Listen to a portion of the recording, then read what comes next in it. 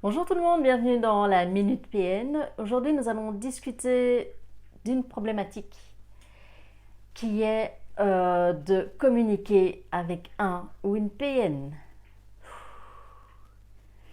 Alors, si vous êtes à la recherche de la vidéo où on va vous dire qu'il est possible de communiquer avec un ou une PN, alors je ne sais pas, mais voilà, si vous êtes déjà arrivé dans la situation où vous êtes dans les discussions parce que vous avez un bien commun, parce qu'il y a un business, parce qu'il y a des enfants et donc des nouvelles dispositions à prendre, vous vous rendez vite compte que communiquer avec un PN, c'est impossible. Et c'était déjà le cas durant bien la relation. C'est qu'à un moment donné, ces gens ne communiquent plus. Et en fait, ces gens, depuis le départ, ne communiquent pas. Mais nous, durant la relation, on se dit, ah tiens, la communication est rompue. Au début, on échangeait, il y avait quand même vraiment des échanges profonds. Je vais me raccrocher à ça parce que je veux retrouver ce niveau-là. Et alors on est là, on argumente, on partage, on prouve. Mais on se rend vite compte que ça ne les intéresse pas. Et c'est vrai que pour un ou une perverse narcissique, une communication franche ne les intéresse pas. Ce sont des gens qui veulent vous écraser, vous contrôler. Ils veulent la toute-puissance sur vous. Ils veulent vous manipuler et ils peuvent même utiliser le silence radio comme sanction.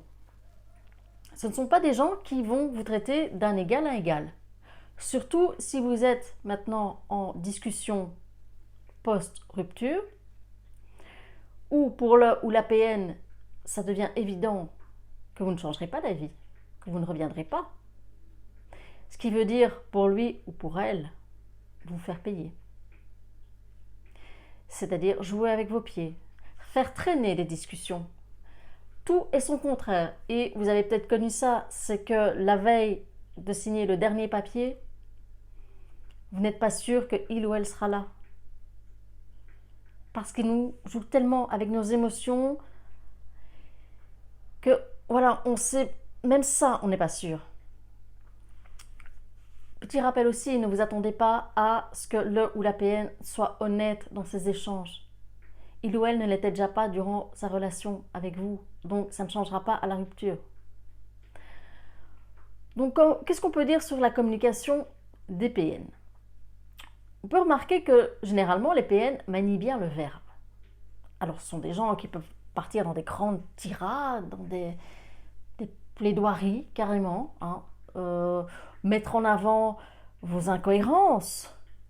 Ah ah, tu dis ça, mais tu fais ça. Tu vois, c'est toi la personne qui est pas honnête. C'est toi la personne qui est pas bien. Ok. Et ils peuvent, en fin de compte, créer chez nous à certains moments du doute. Puisqu'ils vont nous balancer, ils vont chercher à mettre en avant nos incohérences, par le fait que tout ce qu'on va être interprété dans un sens négatif. Ils vont chercher la négativité ou mettre ça dans un autre contexte. Et il y a des moments où on va se retrouver en sidération. Je crois que c'est le moment qu'on connaît plus avec les PN, c'est la sidération et la peur aussi. Mais on va être là, on va être en sidération, genre on n'a pas de réaction, on est un peu tétanisé, qu'est-ce qui se passe, hein? Et puis notre cerveau va se dire oui, c'est vrai, peut-être que il a peut-être raison, peut-être que oui, je sais plus. En fait, on parlait de quoi? C'était quoi le sujet? Ah oui, et on peut aller jusqu'à même s'excuser. Je prends un exemple, hein. C'est une réflexion qui il ou elle va vous dire tiens, pour quelqu'un qui a toujours dit que l'autre c'était la personne la plus importante de sa vie, regarde comment tu agis. Tu vois, ça c'est de l'égoïsme. Ça c'est pas normal. Ça, tout le monde dit que. Voilà, avec une petite partie de triangulation au passage. Donc ça peut susciter en nous, eh bien, c'est vrai, des questionnements.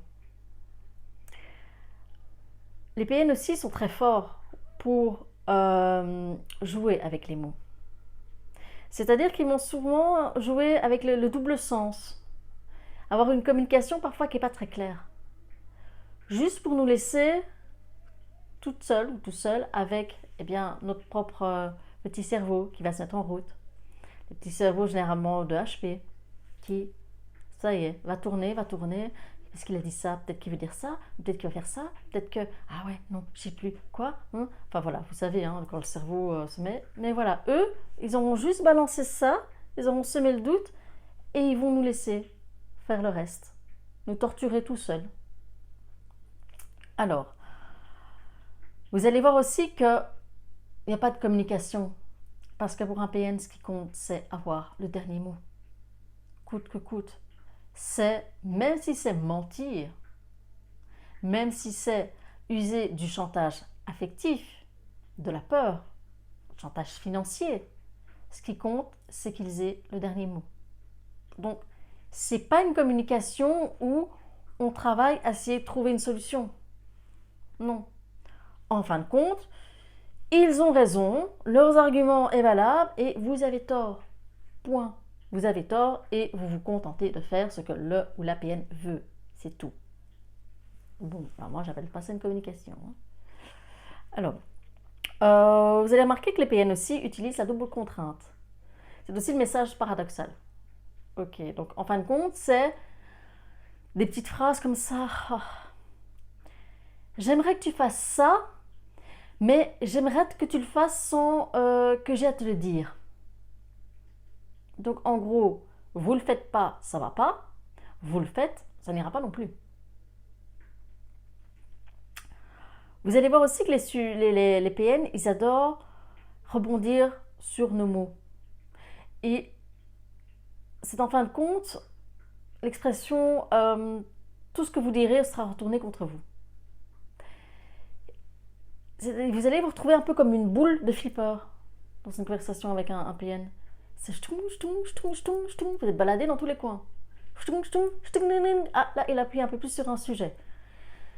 C'est pour ça qu'on est crevé, on est épuisé et on a la sensation de ne pas du tout avoir avancé.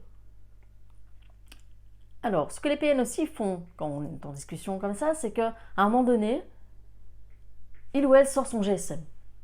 Vous discutez et là, tout d'un coup, oh là, il regarde ce truc, il surfe. Enfin, on est occupé de discuter là. Ou alors, il va regarder, il va vous regarder, il va vous dire, mais attends, t'as un truc bizarre là. Attention, tu devrais aller voir un médecin. Non, mais là, je suis sérieux, je suis sérieuse. C'est bizarre, là.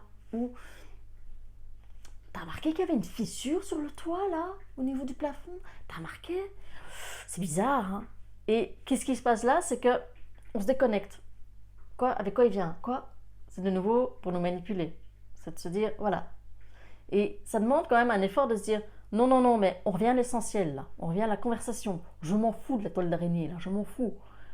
On revient à l'essentiel. C'est aussi communiquer avec eux, c'est aussi avoir dans leur façon de faire ce fameux j'ai jamais dit ça. Non, j'ai jamais dit ça. Ça va être échanger les rôles de situations qui se sont passées. C'est projeter des choses aussi. Et c'est toujours cette communication un peu floue. Dans le sens où ah oui, mais moi aussi j'étais d'accord qu'avoir un partenaire fidèle c'était très important, mais j'ai jamais dit que j'étais fidèle. Donc vous voyez des espèces de petites surprises qu'ils peuvent nous donner au passage là, en disant mais non, tu vois, je t'ai pas menti, c'est toi qui en as déduit que, c'est toi qui as pensé que, non, moi j'étais juste d'accord avec toi, c'est important d'avoir un partenaire fidèle. Donc que tu sois fidèle. Mais moi, j'ai jamais dit que j'étais fidèle. C'est échanger avec des PN, c'est aussi se prendre du gaslighting. Bien sûr, ce que vous dites, c'est complètement ridicule.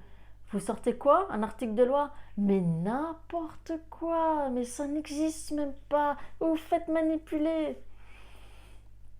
Alors, vous allez remarquer aussi que à certains moments, ils vont utiliser le silence. Silence, ça veut dire sanction. Il n'y a pas pire comme sanction pour quelqu'un, c'est le silence. C'est vous êtes là et vous discutez de nouvelles dispositions pour les enfants, pour le business, pour la maison, pour l'appartement. Il répond plus. Donc voilà, ça, c'est pas de la communication. Tout ce que je viens de vous expliquer là, c'est parce que les pervers narcissiques verrouillent leurs échanges. C'est une technique de défense pour eux. C'est en psychologie, si je me souviens bien de mes études, c'est ce qu'on appelle le clivage. C'est vraiment, voilà, il n'y a pas moyen de discuter avec eux. Vous êtes face à un mur où il vous ressort ou elle vous ressort chaque fois les mêmes choses, rebondit sur vos mots.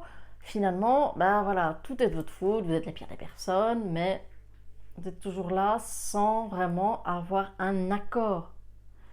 C'est pour ça que malheureusement, on doit faire appel à la médiation familiale ou à des avocats. Parce que c'est impossible. Et en plus, c'est là qu'on se rend compte que bien, durant la période love bombing, la période de lune de miel, finalement, ils n'ont jamais été cette personne ouverte d'esprit, en connexion. Non, qu'ils ont fait simplement que nous renvoyer ce qu'on leur disait, puisque ce sont des caméléons. Donc voilà, si vous cherchez encore comment communiquer avec un ou une PN, c'est impossible. La seule chose que vous pouvez faire, c'est rester factuel, comme un avocat. Les faits. Ne tombez pas dans l'explication émotionnelle, dans les arguments, dans autre chose qui pourrait se retourner contre vous et pourrait amener à une autre discussion et vous bouffer de l'énergie.